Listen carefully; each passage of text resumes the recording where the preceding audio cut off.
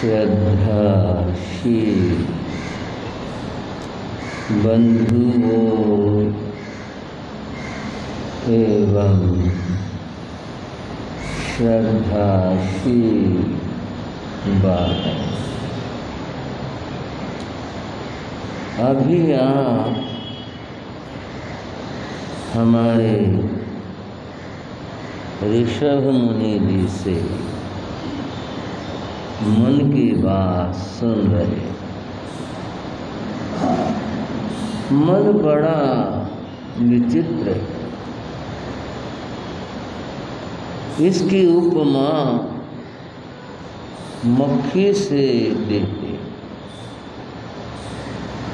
मन, मानव का मन, और इसकी उपमा मक्खी जैसे प्राणी से दी जाती। क्यों दी जाती है? मक्खी एक ऐसा प्राणी है जिसमें विवेक नहीं हो। मक्खी उड़ी आई और मिठाई के ऊपर आकर बैठ गई। जैसा उसका स्वभाव है उसको चाटा, खाया, उड़ गई। अभी यहाँ से उड़ी और गंदगी पर जा बैठी,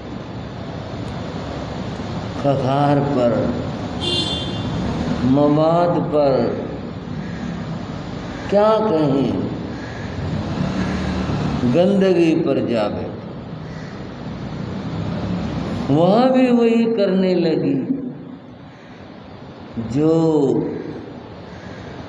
वहाँ कर रही। मक्खी अज्ञान है, मक्खी विवेकहीन है। उसको अच्छे बुरे का बोध नहीं। मन की स्थिति कुछ ऐसी ही है।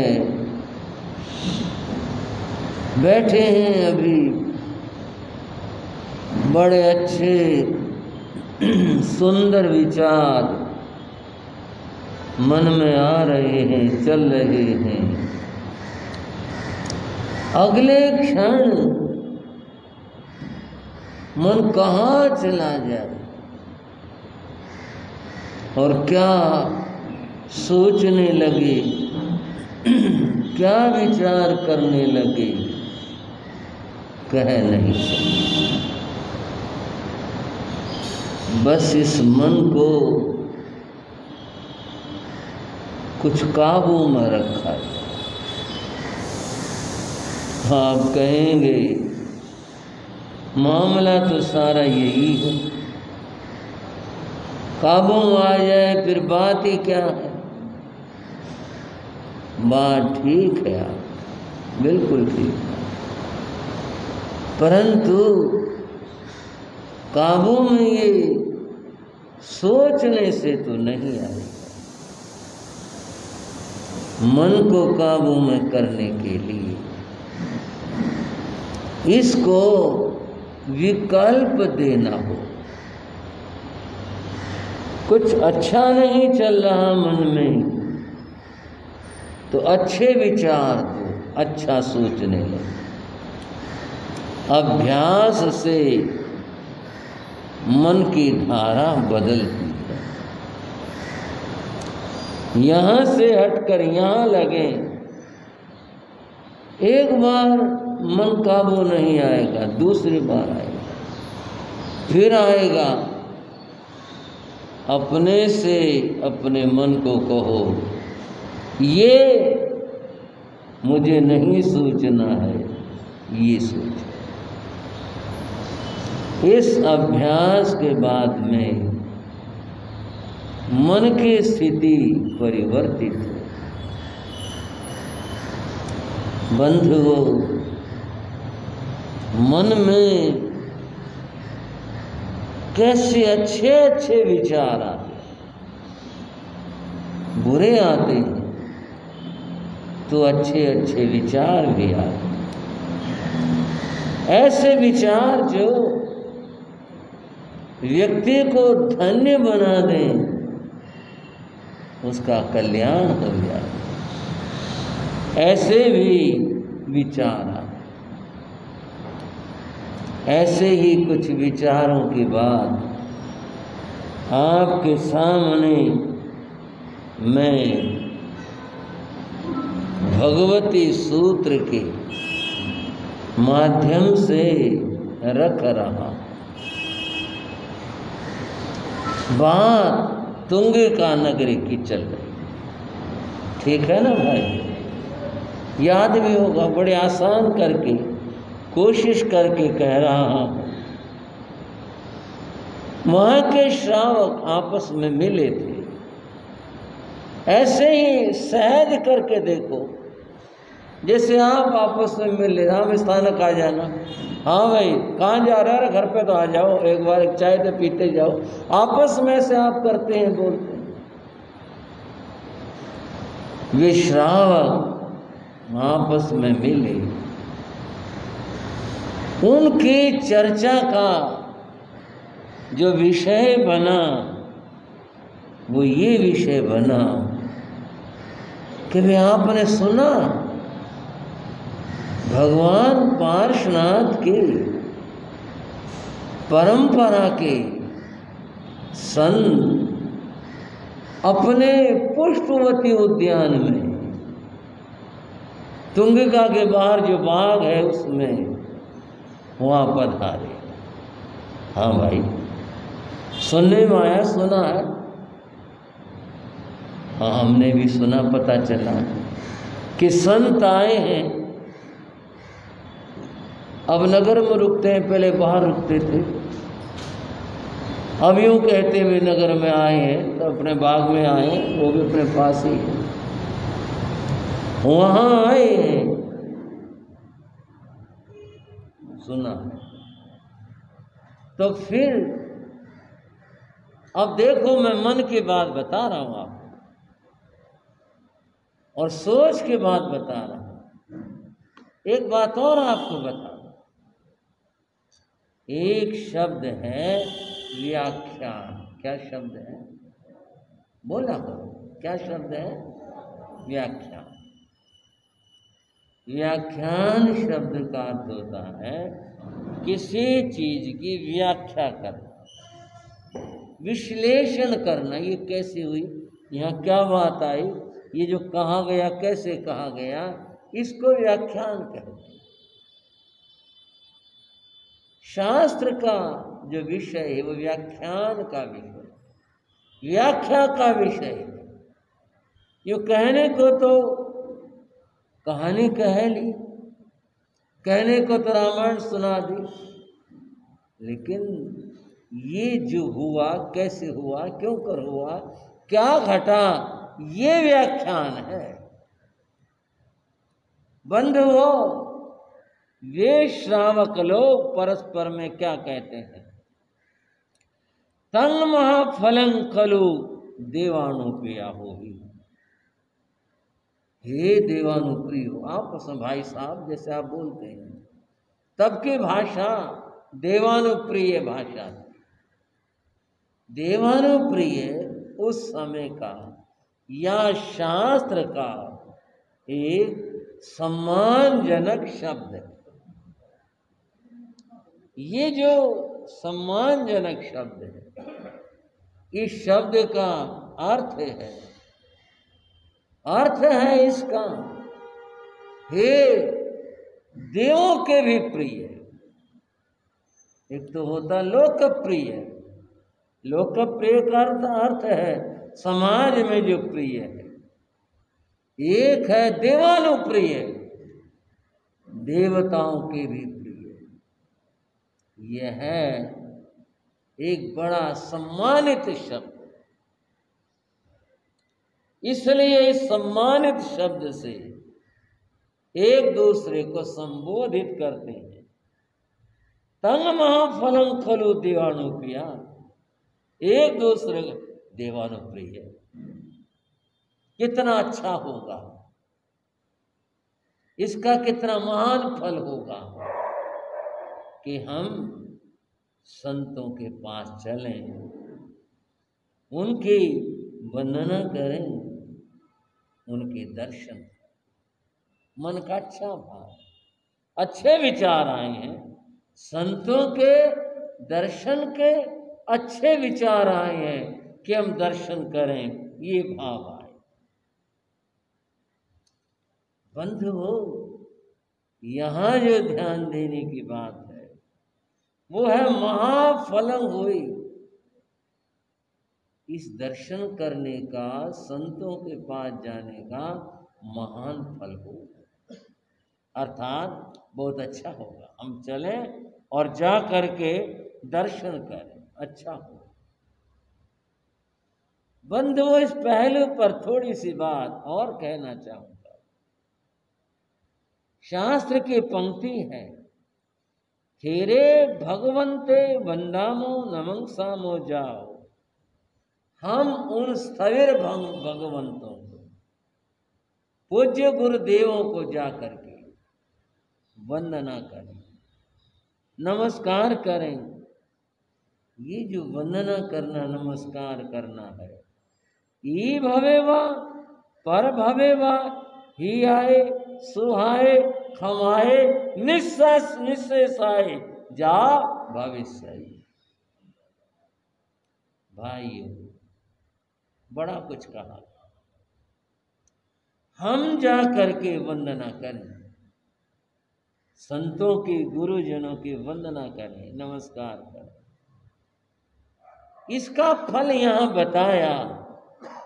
क्या बताया इसका फल? ये ऐसा करना यही भवे इस जन्म में, पर भवे अगले जन्म में। यहां के भी बात, आगे के भी बात, इस जन्म में और अगले जन्म में हमारे लिए ही आए, हितकारी होगा। कैसा होगा भाई?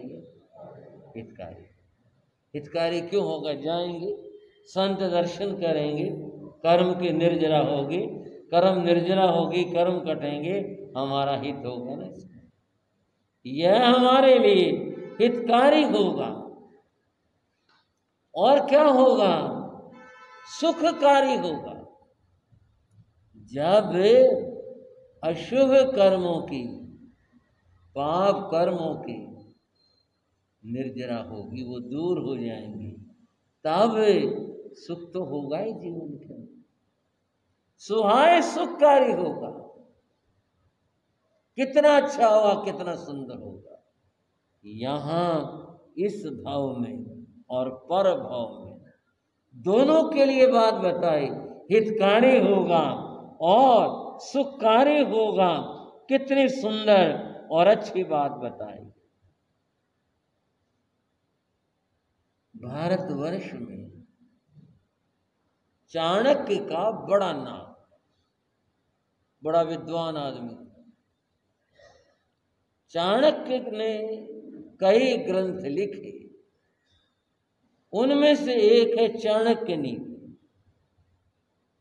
चाणक्य नीति में चाणक्य ने कहा, अभिवादनशीलस्य नित्योपवृद्ध सेविने चत्वारि एव वर्धन्ते आयुर्विद्या यशो बलम्। मैं हियाए सुहाए की बात बता रहा था। हितकारी होगा, सुखकारी होगा, ये तो शास्त्र में बताया। चाणक्य क्या कहते हैं? अभिवादनशील से, जो नमस्कार कर। नमस्कार भाई साहब, जय जिनेन्द्र भाई साहब, अपने अपनी परंपरा में राम राम जी, राम राम भाई, जो जैसा भी। ये अभिवादन कहलाता है।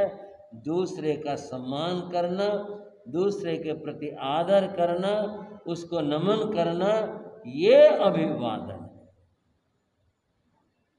अभिवादनशील से जो अभिवादन करते हैं, नमस्कार। नित्योपवृद्ध सेवी ने एक और बात करी, और वो क्या कही? जो वृद्ध पुरुषों की सेवा करते हैं, उनके पास बैठते हैं, उनके पास रहते हैं, बुजुर्गों के पास, बड़ों के पास।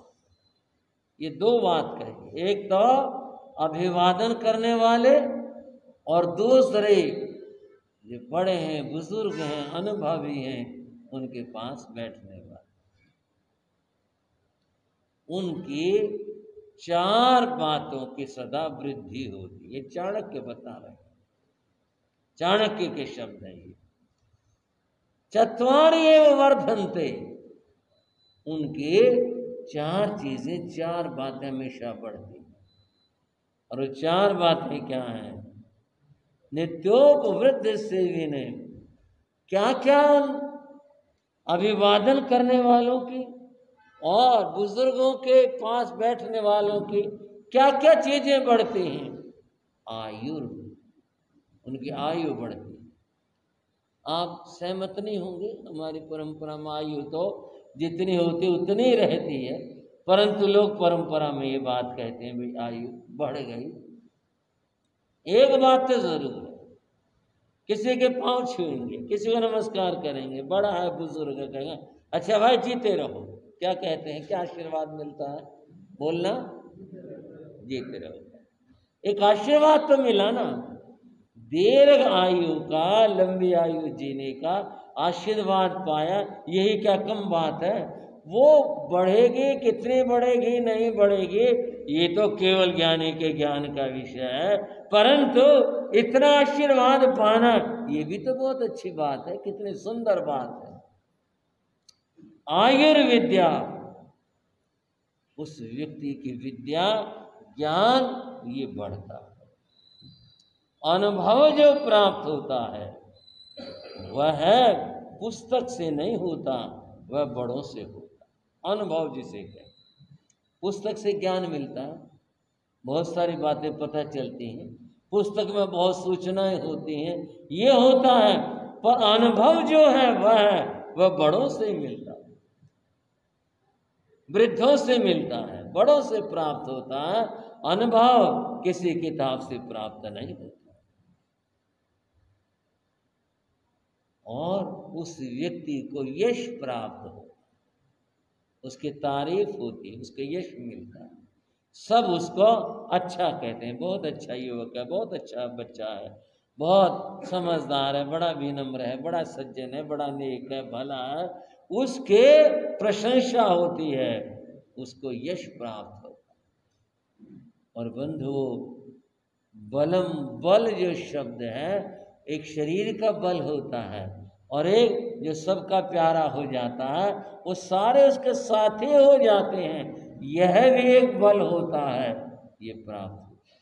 4 बातें उस व्यक्ति को प्राप्त होती हैं जो अभिवादन करता है। आज मैं आपको इस अभिवादन के नमन की कुछ बात बता रहा हूं, आपको कुछ आश्चर्य भी होगा अगर आप जुड़ करके उस बात को समझोगे, तो सुनोगे, तो ये नमस्कार का मामला इतना गहन गंभीर है क्या? जहां नमस्कार की इतनी बात कही गई। बंधुओं, जैन साधना नमो से शुरू होती है। कहां से शुरू होती है? बोले भाइयों, नमो से शुरू। यहां तो पहली बात कहूं, पहला कदम कहूं, नमो से शुरू होता है। हम बोलते हैं नमो अरिहंताणं, नमो सिद्धाणं, नमो आयर्याणं, नमो ओवज्जायाणं, नमो लोए सव्यसाहु। नमोकार मंत्र के ये 5 पद, इन 5 पदों का इस चर्चा में मेरे ख्याल से अर्थ बताएंगे तो थोड़ा विस्तार यूं हो जाएगा। आप सभी नमोकार मंत्र के 5 पदों के अर्थ को जानते हैं, परिचित हैं। इन 5 में ही नमन नमस्कार किया गया। नमो सबके साथ में है, अतएव इन 5 में नमन किया गया। ये नमन का भाव बंधु कैसे कैसे और कहां कहां पर आया? यजुर्वेद में वेद 4 हैं, उनमें से एक यजुर्वेद। और वेद वैदिक धर्म परंपरा के सर्वोच्च ग्रंथ है। वहां तो इससे आगे तो कोई बात है नहीं। वेद वहां सर्वोच्च ग्रंथ है। उनमें अगर कोई बात कही जाती है, वेद में कोई बात आई है, तो वैदिक परंपरा के लिए तो सबसे बड़ा प्रमाण है। वेद में लिखा, बातें खत्म। वेद में अगर ये बात आई है फिर तो बस बात ही खत्म हो गई, फिर क्या बात करनी है। ठीक है जी। यजुर्वेद 4 वेदों में से एक वेद। यजुर्वेद के अंदर मंत्र, यजुर्वेद के जितने भी पंक्तियां वो मंत्र हो। वहां मंत्र आया, नमो ज्येष्ठाय, अपने से सब बड़ों को नमस्कार। थोड़ा सा सोच करके देख लो, रुक कर देखो कि नमन का यहाँ भी कितना महत्व आया। यहाँ भी बात कही गई। नमोकार मंत्र से मैं तुलना तो नहीं कर रहा, परंतु शैली जरूर बता रहा हूं। वहां साकार परमात्मा अरिहंत को नमस्कार है, निराकार परमात्मा सिद्ध भगवान को नमस्कार है, और अनुशासन करने वाले, संग चलाने वाले उस महापुरुषाचार्य को नमस्कार है, ज्ञान दाताओं को नमस्कार है, साधना करने वाले सब साधुओं को, हाँ जी, क्या है ये नमोकार मंत्र। और अब आप वेद के बाद देखो, वेद में मंत्र आया, नमो ज्येष्ठाय, सब बड़ों को नमस्कार। आपके लिए सहज सा लग रहा है, पर इसकी गहराई में सोच कर देखो, बात तो कही जा रही है। अपने सब बड़ों को क्या कर रहे हैं? नमो ज्येष्ठाय, सब बड़ों को नमस्कार। अब बड़ों को तो नमस्कार हुआ, और कहते हैं नमो ज्येष्ठाय च कनिष्ठाय च नमः, और छोटों को भी नमस्कार है। छोटों को नमस्कार करना बड़ा मुश्किल। बड़ों को तो आदमी भाई बड़े हैं, आयु में बड़ा है, गुण में बड़ा है, ज्ञान का बड़ा है, जैसे भी है बड़ा है, उसको तो आदमी सहजता में क्या कर लेता है? नमस्कार कर लेता। लेकिन यहाँ जो कहा कनिष्ठाय च नमः, छोटों को भी नमस्कार है, ये बड़ा मुश्किल था। ये तभी हो पाएगा जब इस मन से, अंतर से अहंकार निकले।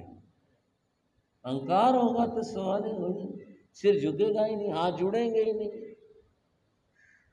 मैं जहाँ देखता हूँ उस चीज को मैं कोशिश करता हूँ समझने की भी, स्वीकार करने की भी। कितनी सुंदर बात कही, कितने अद्भुत बात कही। कनिष्ठाय च नमः, छोटों को भी नमस्कार है। बड़ों को तो करते ही करते हैं, छोटों को भी क्या करा? ये होना बड़ा मुश्किल है। क्यों श्राव को आसान है? मुश्किल है, मुश्किल काम, बहुत मुश्किल काम। और कहा पूर्व जाय चा पर जाय च नमो, मध्यमाय च नमो। वो ज्ञानी जो पहले हो चुके। आपसे एक बात पूछो, श्राव को 2 पूछ लो, 1 छोड़ो। एक तो जो मैं चर्चाएं कर रहा हूं, आप समझ रहे हैं ना मेरी बातों को। ये बात वहां भरवाने के लिए नहीं, मैं आपकी रुचि भी जानने की बात कर रहा हूं। एक अच्छी बड़ी कहानी सुनाई जा सकती है, पर कुछ ज्ञान की बात तो करना जो ज्यादा अर्थपूर्ण है। कहाँ यहाँ पर पूर्व नमोकार की बात कर रहा था। नमो अरिहंताणं का अर्थ हमने किया, मैं अरिहंतों को नमस्कार करता हूं। ठीक है भाइयों, ये अर्थ किया। लेकिन जब इसकी और व्याख्या करेंगे तो ये नमो अरिहंताणं त्रिकालिक अरिहंतों को नमस्कार करते हैं। इसमें हम जो पहले हो चुके उन अनंत अरिहंतों को, वर्तमान के अरिहंतों को, और आगे जो अरिहंत होंगे उनको भी नमस्कार करते हैं। केवल एक इस पद से नमो अरिहंता,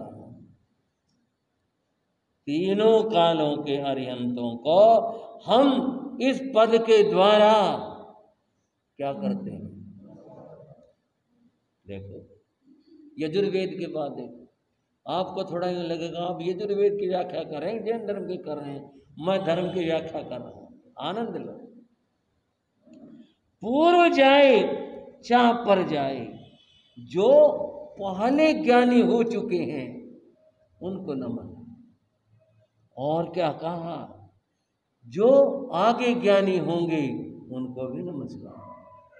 और क्या, च नमो मध्यमाय, तीन काल हैं, भूतकाल, भविष्य काल और फिर तीसरा मध्यमाय, बीच का काल। कौन सा भला, वर्तमान। तीनों कालों के ज्ञानियों को मैं नमस्कार करता हूं। देखो यजुर्वेद में बड़ों को नमस्कार किया, छोटों को भी नमस्कार किया, जो पहले ज्ञानी हो चुके हैं उनको नमस्कार है, आगे जो होंगे उनको भी नमस्कार है, जो वर्तमान में जहाँ पर विराजमान है उनको भी नमस्कार है। हम इन सबको नमस्कार करते हैं। यह है यजुर्वेद का नमस्कार सूत्र है। यह है यजुर्वेद का नमस्कार सूत्र। बंधुओं, इस बात से आप ये सोच सकते हैं कि ये जो नमन का भाव है, नमन है, ये कितनी बड़ी चीज। इसको सहज मत लो, साधारण रूप से मत लो, एक बड़ी बात है। और वो भी ये कह रहा हूं, उन्होंने श्रावकों ने जो कहा, थेरे भगवंते बंदामो नमं सामो जा, हम और सवेरे भगवंतों को चल करके वंदना नमस्कार करें। ये अपने मन का भाव है। जो कर्म निर्जरा होनी है वो हमारी होनी है, उनको इस बात से कोई अर्थ नहीं। आप नमन करते हैं साधु, साधु के लिए तो लिखा हुआ है शास्त्र में, जेन मंदे ने से कुप्य, कोई वंदना करे तो साधु ने नाराज नहीं होना, कोई वंदना करे उसके ऊपर प्रसन्न नहीं होना, ये लिखा हुआ है। जेन मंदे ने से कुप्य, ये सारा भाव और विषय अपना है, अपने मन का विषय है। जो वंदन करने वाला है, सुन लो और समझ लो, ये उसके मन का भाव है।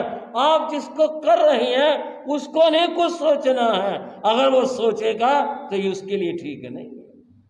मेरे को इतने लोग आते हैं वंदनों करने के लिए, मैं इतना बड़ा हो गया, ये तो अहंकार का भाव आ जाएगा। ये नहीं भाव लाना है। इसलिए क्यों नहीं वंदना करे, ये भी अहंकार का भाव है। क्यों, मर्जी उसकी नहीं कर रहा, वो उसका अपना भाव है। ये वंदन कर्ता के भाव है बंधुओं। और इसका फल यहाँ बताया, ही आए सो आए, खमाए आण आए, आणो गम्यताए भविष्य थाई थोई मंगलम, उसके लिए कल्याणकारी होगा जो वंदन का भाव अपने मन के अंदर है।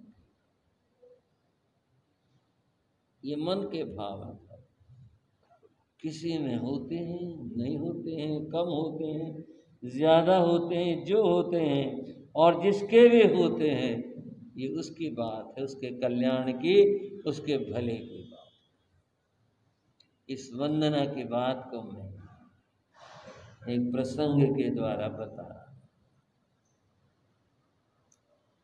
संवत 1990 में अजमेर में मुनि सम्मेलन हुआ था।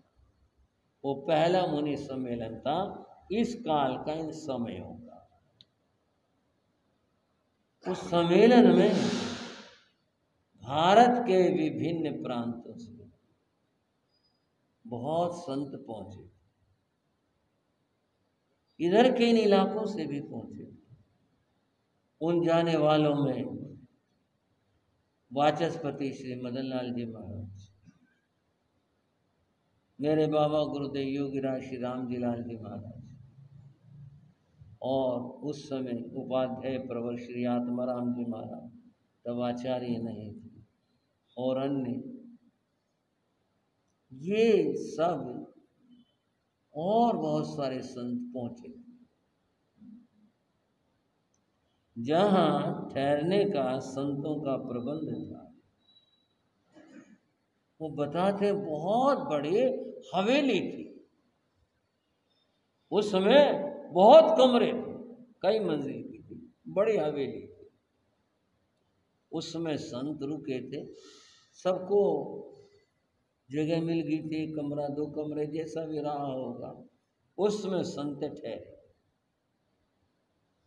मेरे पूज्य बाबा गुरुदेव, उनके संत, वे भी एक कमरे में ठहरे थे। संतों में बड़ा अच्छा, बहुत ही सुखद, प्रेम भरा वातावरण। संत दिन में आपस में मिलते, एक दूसरे से बातचीत होती, और सम्मेलन की मीटिंगें भी होती, उसमें संत लोग जाते बैठते। रात्रि के समय में मेरे पूज्य बाबा गुरुदेव ध्यान करते थे। 2 बजे से और 5 बजे उनका समय होता था, तो उसमें वो ध्यान करते।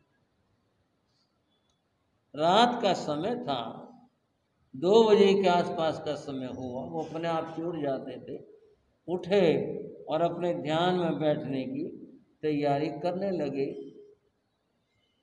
अभी वो बैठे नहीं थे, दरवाजे में कोई व्यक्ति आया, झांका, और झांक करके देख करके वापिस चला गया।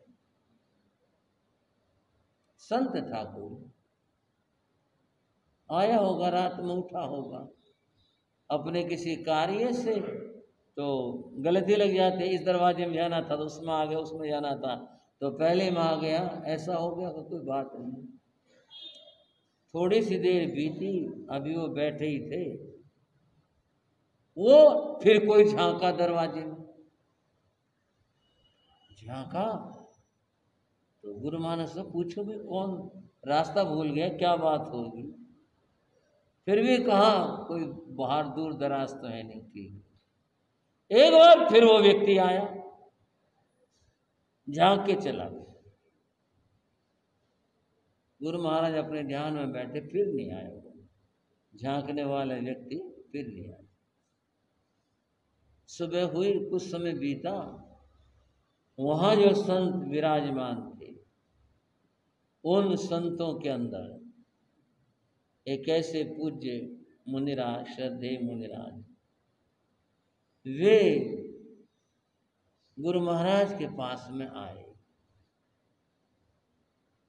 वो बड़े थे, गुरु महाराज खड़े हुए, पधारो गुरु महाराज, पधारो महाराज, बैठे। रात को तुम क्या करते हो? उन्होंने पूछा, रात्रि में तुम क्या करते हो? बोले महाराज मैं ध्यान करता हूँ रात में। कितने देर करते हो? 3 घंटे का भाव रहता है, कुछ कम ज्यादा भी हो जाता है, भाव यही रहता है। अच्छा अच्छा, 3 घंटे ध्यान करते हो। महाराज क्या बात थी? हाँ मैंने रात देखा था, तुम ध्यान की उस मुद्रा में थे, मैंने देखा था। तुम्हारा रात को जो आए थे, आप थे क्या? मैंने हाँ मैं था।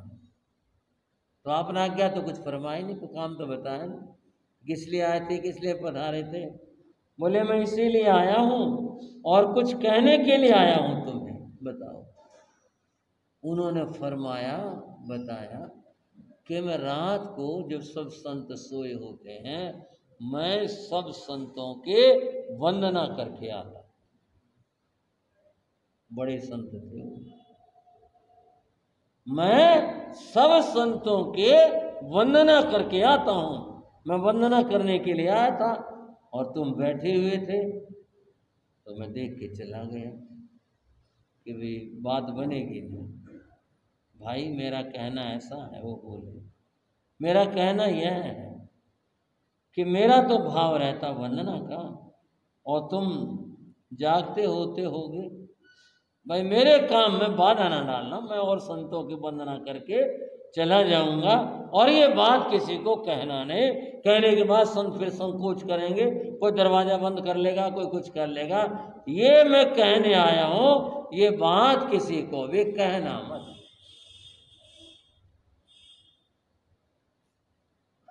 महाराज बोले जी अब आपका भाव है, मुझे तो क्षमा करना।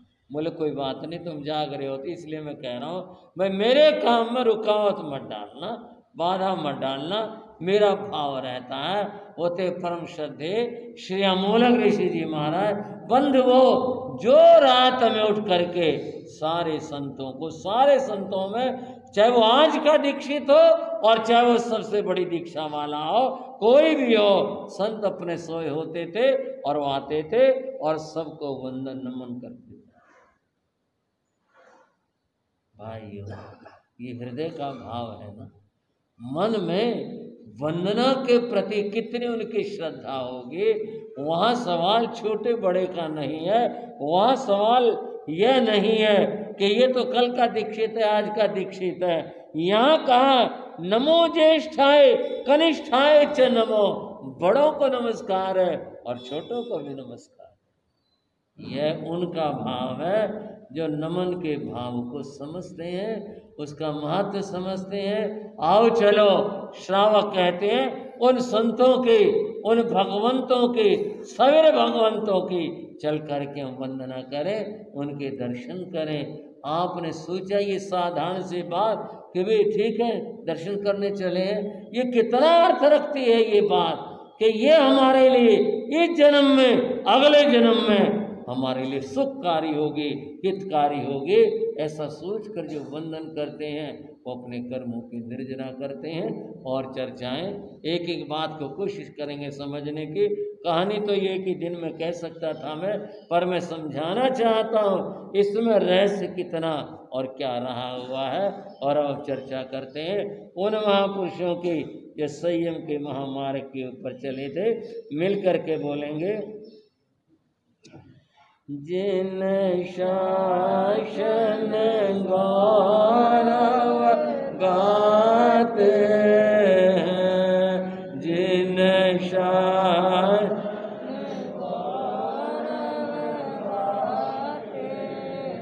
निज जीवन सफल बनाते हैं, निज जीवन सफल बनाते हैं, जिन शासन गौरव गाते हैं, जिन शासन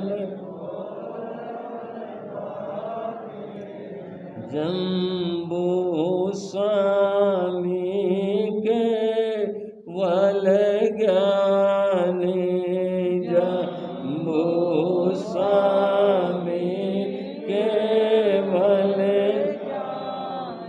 तृतीय थे अंतिम शिवगामी, तृतीय थे अंतिम शिवगामी। श्रद्धा से शीश झुकाते, श्रद्धा से शीश झुकाते, जिन शासन गौरव गाते हैं, जिन शासन गौरव। आपने सुना जम्बू कुमार ने 527-28 इतने जनों ने एक साथ दीक्षा ली। उस समय जम्बू कुमार की उम्र 16 वर्ष की थी जब इन्होंने दीक्षा धारण की। दीक्षा के बाद फिर इन्होंने अपने गुरुदेव सुधर्म स्वामी से आगम ज्ञान सुना। वीर स्तुति, जिसको वीरथुई कहते हैं, उसके बारे में मेरी कुछ विद्वानों से बात हुई। विद्वानों ने ये माना कि ये इतिहास की पहली स्तुति है। जिस तरह का उसमें वर्णन है, जो शैली है, जिसके आधार पर विद्वान लोग निर्णय लेते हैं इसका क्या समय स्थिति होगी, तो इसको पहली स्तुति मानते हैं। बंधुओं, 16 वर्ष की आयु में उन्होंने दीक्षा ली और 36 वर्ष की आयु में इन्होंने केवल ज्ञान पाया। अब केवल ज्ञान हुआ तो कौन आगे परंपरा कैसे बढ़ी उसकी बात करेंगे। पहले यहाँ इस बात को पूरी करते हैं। सर्वज्ञ ज्ञान के वल पाया, सर्वज्ञ ज्ञान के वल पाया, मथुरा से मोक्ष सदन पाया, मथुरा से मोक्ष सदन पाया, वसुवधु तज शिवपुर जाते, वसुवधु तज शिवपुर जाते, जिन शासन गौरव गाते हैं, जिन शासन गौरव गाते हैं। जम्बू स्वामी मोक्ष जाने वाले अंतिम महापुरुष थे। इस जो परंपरा चली आ रही इसके चौथे आरे में जन्मा हुआ पुरुष यानी आत्मा पंचम आरे से मोक्ष जा सकती। इन मोक्ष जाने वालों में जो ये श्रृंखला चली आ रही थी, इनमें जम्बू स्वामी सबसे अंतिम। कुछ लोग थोड़ा विनोद भर कर कह देते हैं जम्मू ने तो जाते जाते ताला लगा दिया, आगे कोई जाएगा ही नहीं। आगे जब आगे आरे बदलेंगे, समय बदलेगा, तब कोई मोक्ष जाएगा। और अब तो जो है बस वो गए और दरवाजा बंद हो गया। एक मोक्ष का क्या, जम्बू स्वामी के साथ 10 बातें समाप्त हो गई। उनके साथ 10 बातें समाप्त हो गई। मन है परिव ज्ञान खत्म हो गया, फिर नहीं हुआ किसी को। मन है परिव ज्ञान, परम अवधि ज्ञान, अवधि ज्ञान के कई भेद हैं। उसमें जो परम अवधि है वो लोप हो गया। अवधि ज्ञान तो हुए, परम अवधि नहीं हुई। एक पुलाक लब्धि होती है, बड़ी विशुद्ध आत्मा को होती है, वो समाप्त हो गई। एक आहारक शरीर होता है, 5 शरीर होते, उनमें से एक का नाम आहारक शरीर। बड़ा विचित्र होता है। आप श्रावक लोग जो स्वाध्यायशील हैं जानते हैं, हमारे और भाई शायद ना जानते हैं। वो एक ऐसी विचित्र शक्ति है जिसको ये लब्धि होती है, आहारक लब्धि। वह बस थोड़ा ध्यान में बैठता है और अपने भीतर से एक अदृश्य ऐसी शक्ति को, मानवाकृति को, जिसका प्रमाण एक हाथ होता है, इतनी बड़ी शक्ति को निकालता है और जहाँ केवल ज्ञानी भगवान होते हैं उसको वहाँ भेज देता है। उसके अंदर उसकी ही आत्मा होती है। आत्मा यहाँ भी है वहाँ भी है और बीच में संबंध बना होता है। जैसे बढ़ने वाली चीज को रबड़ को खींचे, बीच में पतली रह जाएगी, इधर भी रबड़ है इधर भी रबड़ है, ऐसे वो होता है। और वहाँ केवल ज्ञानी भगवान की जाके वंदना करके कोई बात पूछनी उससे पूछ करके और फिर वो लौट आता है। ये आहारक शरीर कहलाता है। इनके साथ ये भी समाप्त हो गया। गुण स्थानों में श्रेणियों का जिक्र आता है। उस समय क्षपक श्रेणी उपशम श्रेणी, ये जो श्रेणी उनके साथ समाप्त हो गई। और कहा जिन कल्प समाप्त हो गया, जिन कल्प में जैसे कि भगवान रहते हैं बिना वस्त्रों के, ऐसे तो इस परंपरा में यही मान्यता है। परंपरा भेद है अपने अपने। इस परंपरा में यही कहते हैं जम्बू के साथ में ही जिन कल्प समाप्त हो गया था, एक संयम त्रिक मन वचन काया की परम शुद्धि वाला संयम, वो भी इसके साथ समाप्त हो गया। केवल ज्ञान समाप्त हो गया। सिद्ध पद, इनके बाद कोई मोक्ष नहीं। 10 बातें जम्बू स्वामी के मोक्ष जाने के साथ में समाप्त हो। आपके मन की जिज्ञासा होगी आगे यह जो परंपरा कैसे चली कैसे बढ़ी, संक्षेप में थोड़ा थोड़ा फिर आगे बताऊंगा। आज की चर्चा यहीं पर विराम देते हैं।